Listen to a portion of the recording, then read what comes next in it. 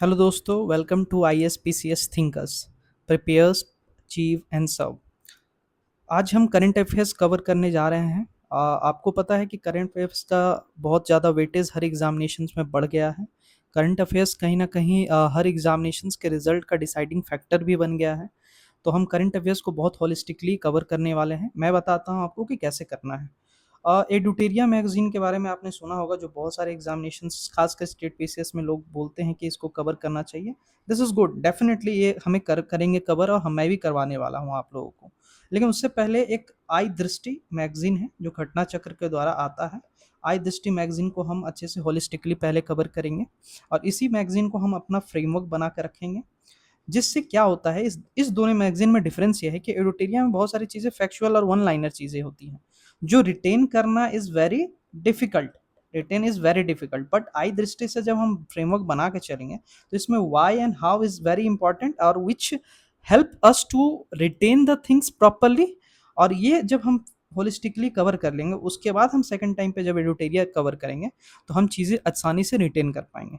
तो आई दृष्टि से हम स्टार्ट करेंगे। इसको मैं 4-5 पार्ट में कवर करूँगा, और बहुत ही होलिस्टिकली और बहुत ही आसानी तरीके से कवर करूँगा। 200 पेज का ये करंट अफेयर्स होता है। That is not that you have to remember line by line and you have to go through page by page. यहाँ मैं चीज़ों को बहुत आसान करने की कोशिश करूँगा आप लोगों के लिए। तो चलिए शुरू करते हैं।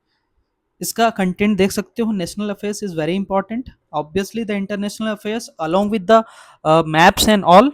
ये मैं मैप्स के द्वारा ही साथ में रेफरेंस दे करके करवाऊंगा। And another thing is science and technology is very important.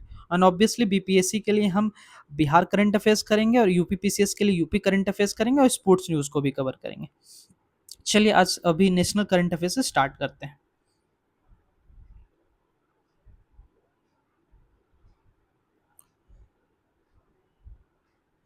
चलिए, नेशनल करंट अफेयर्स का पहला सबसे इंपॉर्टेंट न्यूज़ रहा है इस साल, 12th इंटरनेशनल योगा डे। आपको पता है कि इंटरनेशनल योगा डे हमारे देश ने सेलिब्रेट करना स्टार्ट किया था तकरीबन 2015 से। और हम यूएन ने एक्सेप्ट किया हमारे जो भी रिक्वेस्ट थे कि हम योगा डे को इंटरनेशनली सेलिब्रेट करें और इंटरनेशनली डेजिग्नेशन इसको मिले। तो फाइनली इसको डेजिग्नेट कर दिया गया 2015 में यूएन के द्वारा। और इसको इस साल 12th योगा डे 21 जून को ही, हर साल 21 जून को मनाया ही जाता है, आपको पता है। तो इस साल कोलकाता में। तो पहला क्वेश्चन तो यही सबसे पहले पूछा जा सकता है कि इसका इस साल का योगा डे कहाँ सेलिब्रेट किया गया। तो कोलकाता में सेलिब्रेट किया गया। एंड दूसरा सबसे इंपॉर्टेंट चीज़ है कि लार्जेस्ट कलेक्शन सेलिब्रेशन रहा है, कलेक्टिव सेलिब्रेशन रहा है वर्ल्ड का, that we know. And the another thing is कि इसका theme theme is very very important. Theme पूछा जाता है और पूछा जाएगा। तो इस बार का थीम है योगा फॉर हेल्दी एजिंग। इसका निमोनिक आप याद कर सकते हो, योगा फॉर हेल्दी एजिंग। ठीक है। और पिछले साल का क्योंकि कंटेम्प्रेरी अफेयर से हो सकता है, तो पिछले बार का भी पूछा जा सकता है। तो पिछले बार का आपको याद रखना है, yoga for one earth and one health. इससे ज्यादा नहीं कुछ पूछा जाएगा अगर यहाँ से पूछा जाता है तो। Next news. और दूसरा एक फिलॉसफी इज वेरी इंपॉर्टेंट। हमने देखा है कि आपने भी एंशियंट हिस्ट्री में देखा है कि योगा फिलॉसफी या किसी भी तरह के स्कूल ऑफ फिलॉसफी पे बहुत सारे क्वेश्चंस आते हैं। स्टैटिक पोर्शंस को भी मेरा काम रहेगा कि करंट अफेयर्स के साथ स्टैटिक पोर्शंस को भी थोड़ा बहुत मैं रिवाइज कराऊं। तो आपको पता है कि हमारे इंडियन कल्चर में 6 फिलोसफिकल थॉट्स हैं, या स्कूल ऑफ थॉट हैं, 6 फिलोसफी हैं। उसको हम कवर करेंगे। पहला है आपका संख्या फिलॉसफी।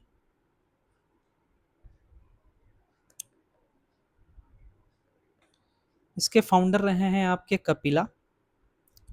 और ये एग्जैक्टली संख्या फिलॉसफी बोलता था कि why human is suffering, tell the reason behind it, कि ह्यूमन सफर क्यों कर रहे हैं, इसके पीछे रीजन बताना है कि क्या है। और ये सबसे ओल्डेस्ट फिलॉसफी है। अगर डायरेक्ट क्वेश्चन आए कि ओल्डेस्ट फिलॉसफी कौन है इंडिया का, तो आपको संख्या फिलॉसफी पे करेक्ट करके आना है। दूसरा ऑब्वियसली पहला संख्या फिलॉसफी, दूसरा न्याया फिलॉसफी। इसके फाउंडर रहे हैं गौतम मुनि।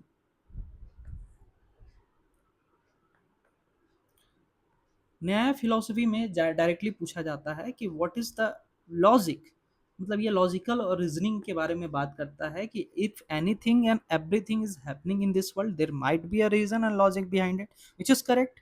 तो न्याय फिलॉसफी इसके बारे में बात करता है। तीसरा जो हम जिसको हम कवर करना जा रहे हैं, योगा। योगा फिलोसफी के फाउंडर हैं पतंजलि, और ये एक फिलोसफी है जिसमें बॉडी, माइंड एंड सेंसस के बीच में अमलगमेशन के बारे में बात किया जाता है, जिसको हम अष्टांग योगा भी बोलते हैं। फोर्थ योगा फिलोसफी है, फोर्थ जो है वो है पूर्व मीमांसा। पूर्व मीमांसा जिसके फाउंडर हैं जननी। पूर्व मीमांसा फिलोसफी के अंतर्गत ये इस चीज़ का रियलिटी को रखने की कोशिश करता है कि ह्यूमन ड्यूटी क्या है, human duty, what is the human duty in this world. तो ये इथिक्स, रिचुअल, ड्यूटी और इंडिविजुअल के बीच में इंटर रिलेशंस डेवलप करने की कोशिश कर रहा है। फिर आगे हम चलते हैं fifth philosophy, that is very important, Vaisheshika philosophy, जिसके संस्थापक हैं कन्नडा। और इसमें पूछा जाता है कि दुनिया कैसी बनी है, दुनिया कैसी बनी है, इस रीजनिंग पे आंसर करने की इसके द्वारा कोशिश की जाती है कि दुनिया कैसे बनी है। And the sixth is very important, जिसके बारे में सबसे ज़्यादा क्वेश्चंस पूछा जाता है। ठीक है, आपने सबसे ज़्यादा उसी के बारे में सुना ही होगा, दैट इज वेदांता फिलॉसफी।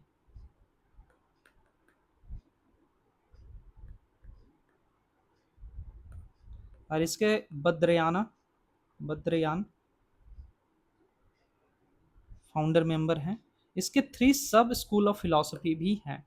आप जानते ही हो, अद्वैत फिलॉसफी के संस्थापक आदि शंकराचार्य, जो एग्जैक्टली अद्वैत फिलॉसफी में पूछा जाता है कि आत्मा इज इक्वल टू ब्रह्म, आत्मा ही ब्रह्म है, मतलब मैं हूं तो मैं ही ब्रह्म हूं, मुझे किसी और के जगह पे ब्रह्म को खोजने की जरूरत नहीं है, गॉड को खोजने की जरूरत नहीं है। ये दूसरा फिलॉसफी है द्वैत फिलॉसफी। इसके संस्थापक रहे हैं माधवचार्य।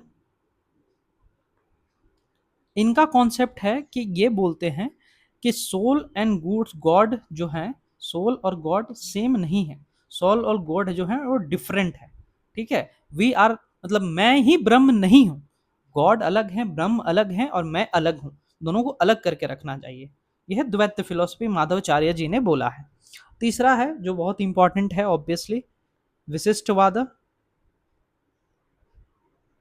विशिष्टवाद फिलोसफी, जिसमें इसके फाउंडर हैं रामानुजाचार्य। और ये बोलते हैं कि soul is equal to part of Brahman, मतलब सोल जो है वो ब्रह्म का पार्ट है।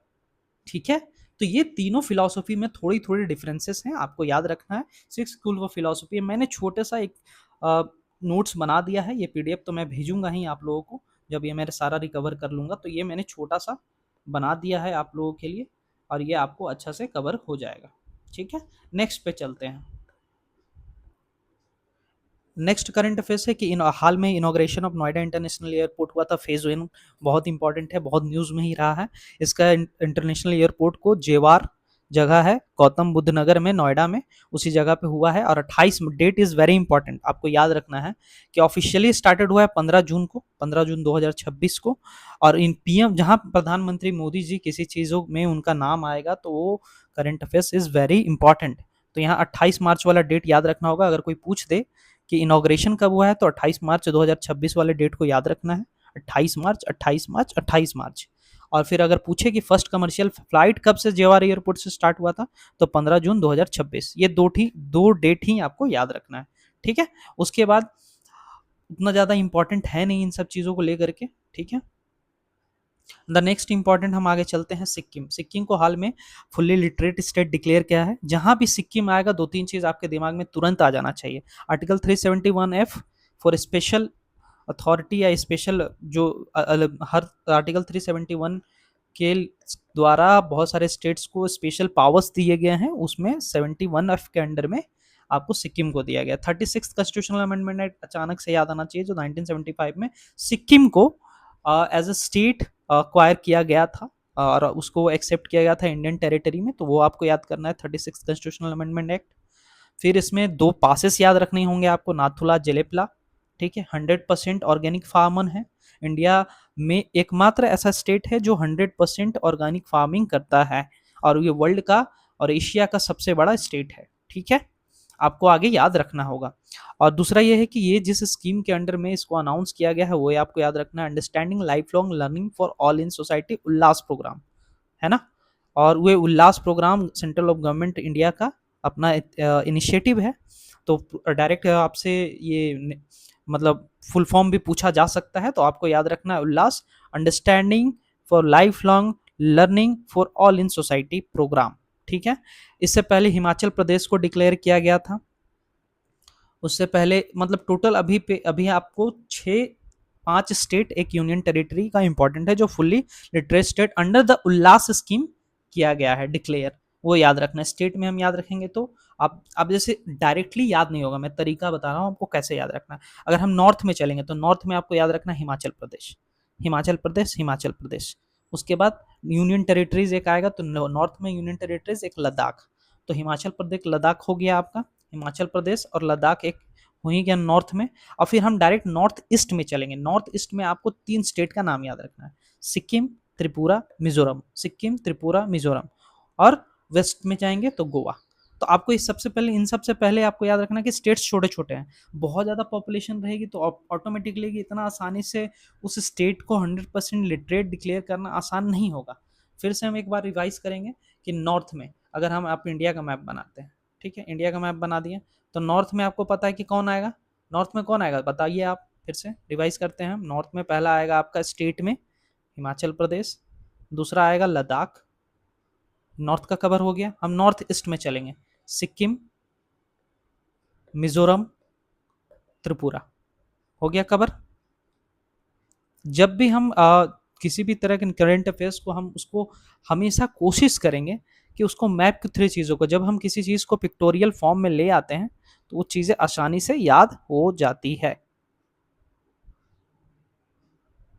देखिए इंडिया के मैप से हम देख ले रहे हैं, ठीक है। हम नॉर्थ में जाएंगे तो पहला मैंने बोल दिया हिमाचल प्रदेश, यहाँ लद्दाख, लद्दाख में है, ठीक है। और इधर हम 3 स्टेट का आ गए, तो पहले हम सिक्किम में आएंगे, सिक्किम, मिजोरम, त्रिपुरा, मिजोरम, त्रिपुरा, त्रिपुरा, मिजोरम, ठीक है। और एक गोवा है, हो गया ना याद, आसानी से याद हो गया। क्या इसमें करना है, कुछ नहीं करना है, ठीक है। आगे चलते हैं।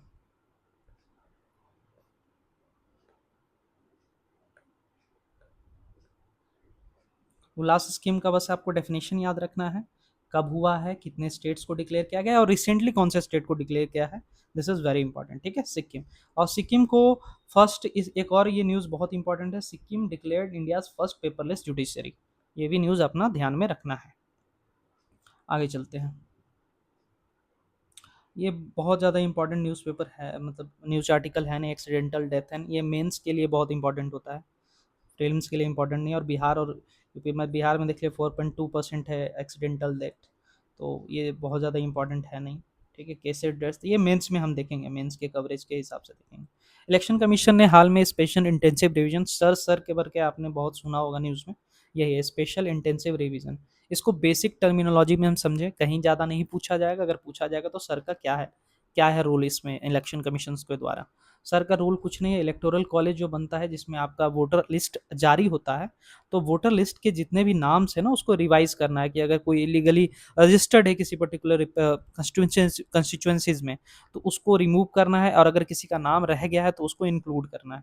तो बस एक रिवीजन प्रक्रिया है जो हो रही है देश भर में, इसका 3rd फेज स्टार्ट हुआ है हाल में, बस ये इंपॉर्टेंट है। और इसको जब इलेक्शन कमीशन का नाम लूँ तो आपको 2 चीज़ हमेशा ध्यान में तुरंत आना चाहिए दिमाग में, रिवीजन ऐसे ही होगा कि कौन सा पार्ट में इलेक्शन कमीशन का मेंशन है बताइए। आप कमेंट सेक्शन में मुझे बताइएगा कि election commission is part of which particular parts of the constitution and which particular article is referred to as the election commission of India. Okay, now move on. Next चलते हैं assembly election. हाल में 5 राज्यों में assembly elections हुए हैं, 4 राज्यों में, एक यूनियन टेरिटरी में, ठीक है। तो ध्यान रखना है। इसमें 2-3 चीज़ें आपसे पूछा जाता है किसी भी एग्ज़ामिनेशंस में कि उस स्टेट में जो इलेक्शन है उसके टोटल सीट्स कितने थे, लेजिस्लेटिव असेंबली के सीट्स कितने थे, चीफ मिनिस्टर कौन बने हैं और गवर्नर कौन थे। बस इतना अगर रहेगा याद तो इससे ज़्यादा नहीं पूछा जाएगा। तो सबसे पहले हम चलेंगे पहला स्टेट जिसमें हुआ है election, West Bengal. West Bengal में आपको पता है इसकी सीट कितनी है, 294, 294। और शुभेंदु अधिकारी इसके बने हैं चीफ मिनिस्टर, और उस समय आर एन रवि इसके आपके गवर्नर थे। ठीक है, 294। तमिलनाडु में फिर सबसे बड़ा हाईलाइटिंग न्यूज़ रहा है। ठीक है, तो ये तो एकदम दिमाग में रहना ही चाहिए कि जोसेफ विजय जो थे वो टीवीके पार्टी से थे और वो चीफ मिनिस्टर बने हैं, जो थलापति विजय हम जिनको एक्टर के नाम से जानते हैं, तो वो बने। और राजेंद्र विश्वनाथ आर्लेकर उस टाइम के गवर्नर थे और अभी भी हैं। फिर नेक्स्ट हम चलेंगे, नेक्स्ट स्टेट में चलेंगे, और इसका ऑब्वियसली सीट्स 234 सीट्स रहे हैं इसमें। केरला में हम चलेंगे, तो केरला में पहली बार लेफ्ट पार्टी को छोड़ करके किसी और पार्टी का सरकार बनने जा रहा है कांग्रेस के साथ। ठीक है, तो इसके ऑब्वियसली मुख्यमंत्री जिन्होंने शपथ लिया उसके नाम था वी डी सतीशन, उनका नाम था वी डी सतीशन। और ऑब्वियसली राजेंद्र विश्वनाथ अर्लेकर यहाँ के भी गवर्नर रहे हैं। केरला और तमिलनाडु दोनों के राजेंद्र विश्वनाथ अर्लेकर ही गवर्नर रहे हैं। इसमें टोटल सीट था 140। फिर आसाम असेंबली इलेक्शन भी हुआ आसाम में। आसाम के हिमंता बिश्व शर्मा फिर से चीफ मिनिस्टर बन गए हैं, और इसके गवर्नर थे लक्ष्मण प्रसाद आचार्य, लक्ष्मण प्रसाद आचार्य। और फिर यूनियन टेरिटरीज पुडुचेरी में भी इलेक्शन हुआ जिसका लेजिस्लेचर भी है दो। अब इसके बाद आप मुझे बताओगे कि इंडिया में कितने ऐसे यूनियन टेरिटरीज जिनका खुद का लेजिस्लेचर है और वहाँ पे चीफ मिनिस्टर्स होते हैं। ठीक है, एक तो पुडुचेरी है, एक और आप मुझे कमेंट सेक्शन में बताइएगा। और इसके गवर्नर थे के कैलाशनाथन। ठीक है, के कैलाशनाथन ने, और इसके चीफ मिनिस्टर बने हैं एन रंगामसामी, और इसके 30 सीट थे। ठीक है, अब मैं इसको सिंपल, आपको कुछ नहीं करना है, आपको एक टेबल बनाना है जिसमें लिखना है असेंबली, इसमें स्टेट लिखोगे, यहाँ पे टोटल सीट्स लिखोगे, चीफ मिनिस्टर्स लिखोगे और गवर्नर लिखोगे। ये 4 चीज़ें आप मेंशन कर दो, और आपको टेबल के फॉर्म में, पिक्टोग्राफिकली फॉर्म में मैंने बोला उसको, करंट अफेयर्स को याद करना बहुत आसान होता है। तो स्टेट में आपका पहला क्या आ जाएगा, पहला आप ऐसे ही बंगाल कर लो। आपको पता है सीट्स इसमें 294 हैं, चीफ मिनिस्टर शुभेंदु अधिकारी हैं, और इसके गवर्नर आर एन रवि। बस ऐसे करके सारे स्टेट्स और यूनियन टेरिटरीज का लिख लीजिएगा, आपके लिए आसान हो जाएगा। नेक्स्ट चलते हैं, क्राइम इन रिपोर्ट्स एनसीआरबी के द्वारा डाटा आता है। तो again it is not important for the prelims perspective, mains के लिए इंपॉर्टेंट है। बस ओवरव्यू देख लेंगे कि टोटल 58.845 क्रिमिनल केसेस रजिस्टर्ड हुए हैं 2024 में।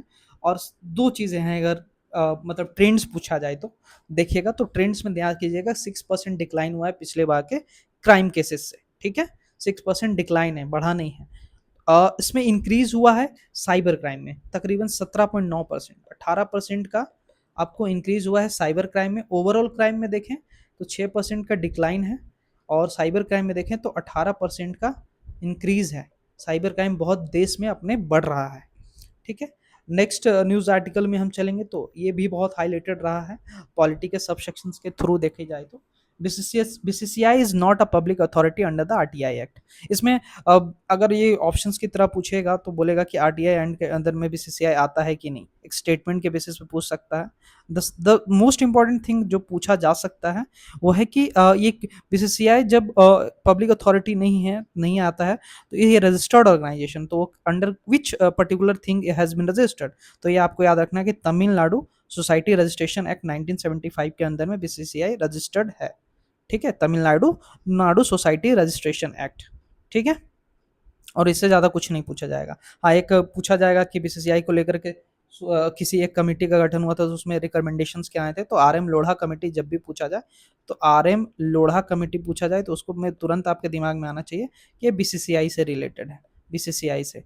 अब बताओगे आप मुझे कि बीसीसीआई का प्रेसिडेंट कौन है, बीसीसीआई का प्रेसिडेंट कौन है, और Indian cricket team men's cricket team का कोच कौन है, वुमेन्स क्रिकेट टीम का कोच कौन है, मेंस क्रिकेट टीम में ओडीआई के कैप्टन कौन है, T20 के कौन कैप्टन है, टेस्ट के कौन कैप्टन है, ठीक, वुमेन्स में टोटल तीनों फॉर्मेट में कौन कैप्टन है, सेक्रेटरी का नाम बताओगे आप। ये 4-5 चीज़ आप मुझे कमेंट सेक्शन में बताओगे, नहीं तो चलो मैं आपको बता देता हूँ।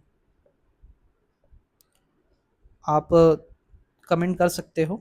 बीसीसीआई के चेयरमैन कौन है?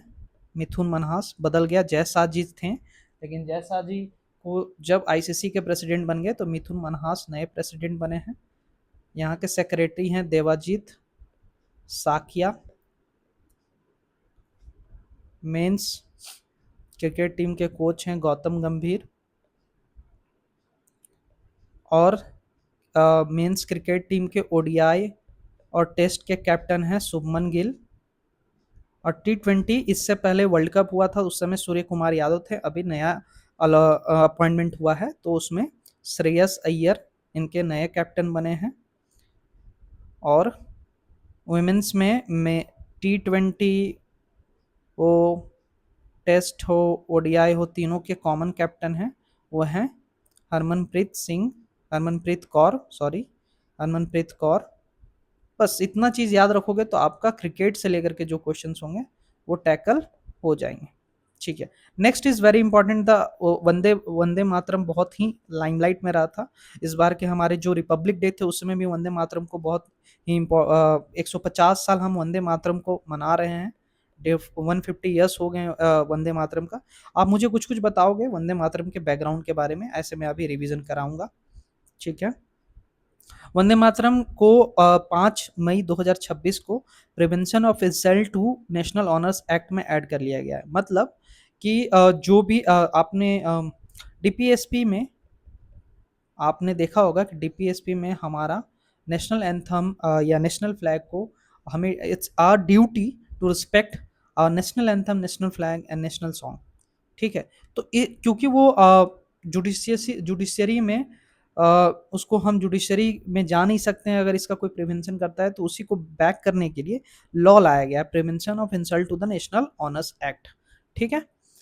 तो उसके अंडर में वंदे मातरम को सम्मिलित कर दिया गया, जिससे ये होगा कि कल जाकर के वंदे मातरम को ले करके कुछ कोई भी अगर आपत्तिजनक कमेंट होगा या वंदे मातरम को किसी तरह से डिसरिस्पेक्ट किया जाएगा तो उसके अगेंस्ट में केसेस फाइल हो सकती हैं। ये जस्टिसिएबल कोर्ट में है अब में। तो वंदे मातरम को हाल में ऐड कर लिया गया है prevention of insult to the national honours act. ठीक है। इससे पहले भी नेशनल फ्लैग एडेड हैं, जो मैंने पहले बताया, कॉन्स्टिट्यूशन ऑफ इंडिया एडेड है, नेशनल एंथम एडेड है। ठीक है। और वंदे मातरम का हम थोड़ा बैकग्राउंड स्टोरी पे चलेंगे। वंदे मातरम को कंपोज किया था बंकिम चंद्र चट्टोपाध्याय, बंकिम चंद्र चटर्जी ने। और वो अपने वो आनंद मंठ के नोवेल में इनका मेंशन है। आनंद मंठ का नोवेल को हम और किसके नाम से जानते हैं आप हमें कमेंट में बताओगे? सन्यासी रिवेलियन, यू नो। ठीक है। और 1875 में इसको मेंशन किया गया था बंग दर्शन में, फर्स्ट पब्लिश बंग दर्शन। फिर आनंद मंड में इसको इंक्लूड किया गया 1882 में। तो ये कंफ्यूजन हो सकता है कि पहली बार पब्लिश वंदे मातरम में किसे कहाँ किया गया था। हम आनंद मठ को सब जानते हैं, लेकिन इससे पहले भी बंग दर्शन 1875 का एक पब्लिश्ड आर्टिकल था, उसमें बंग दर्शन में 1875 में पहली बार मेंशन हुआ था। उसके बाद आनंद मंठ नोवेल में इसको मेंशन किया गया। रविन्द्रनाथ टैगोर ने इनको म्यूजिक दिया, वंदे मातरम को लेकर के रविन्द्रनाथ टैगोर ने ही म्यूजिक दिया है। और ये रिप्रेजेंट करता है unity, sacrifice, devotion to the motherland. पहली बार इसको 24 जनवरी 1950 में नेशनल एंथम, नेशनल सॉन्ग की उपाधि दी गई, जब 24 जनवरी को ही नेशनल एंथम हमारा जन गण मन को ऐड किया गया ऑफिशियली। उसी दिन नेशनल सॉन्ग की तरह ऐड किया गया वंदे मातरम को। ठीक है। सबसे पहले वंदे मातरम 1896 में गाया गया था रविंद्रनाथ टैगोर के द्वारा आईएनसी सेशन में। ठीक है। और आपको आईएनसी सेशन 1896 कहाँ हुआ था ये बताना है आपको। कलकत्ता में हुआ था। रहमतुल्लाह सयानी इसके प्रेसिडेंट थे उस टाइम पे। ये सेकंड मुस्लिम प्रेसिडेंट बने आफ्टर पहला। फर्स्ट मुस्लिम प्रेसिडेंट आप बताओगे उसका सेशन कौन था, वो आप मुझे बताओगे कमेंट में। ठीक है। और ऑब्वियसली ये बहुत ही पॉपुलर सॉन्ग बन चुका था during the partition of Bengal 1905। ठीक है। और ये इंस्पायर्ड बहुत सारे रिवोल्यूशनरी लीडर्स को किया, जिसमें मैडम विकाजी कामा हैं और मैडम लाल ढींगरा हैं, मदन लाल ढींगरा हैं उसमें भी। आज तक यहीं रहने देते हैं और आगे फिर सेकंड पार्ट में हम इसके नेशनल पार्ट को और कवर करेंगे। Thank you. जल्दी से ही इस चैनल में बरकरार रहें और please like, subscribe and comment.